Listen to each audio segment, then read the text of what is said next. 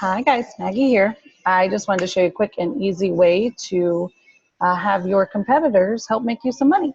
So if you're in economics, of course, you always want to sell Chang, Krugman, our products first. But if you've got those people who've been using McConnell since the first edition 500 years ago, and they're never going to change no matter what because they have their notes, that doesn't mean you don't have something to sell them. So you want to log into your Master Rep demo course, go down to the economics area, and you can see right here, we have Explore Macmillan text. This is where you can find examples of ours.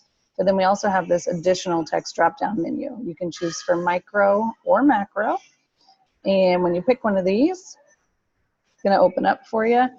And you will have a sample course built out with chapter assignments based on our competitors' products. We even, on this one, have a Washington Post article. So it's kind of a nice little additional feature. Once you're in, you can open any of these up and show them the same way you would do a sapling demo that we know that you're so good at these days. Come in, open the assignment, you can see the different lists, and you click on this little guy here. And you can get in, to all the benefits that you're familiar with, targeted instructional feedback, and everything else. Let's put in some numbers. And check my answer.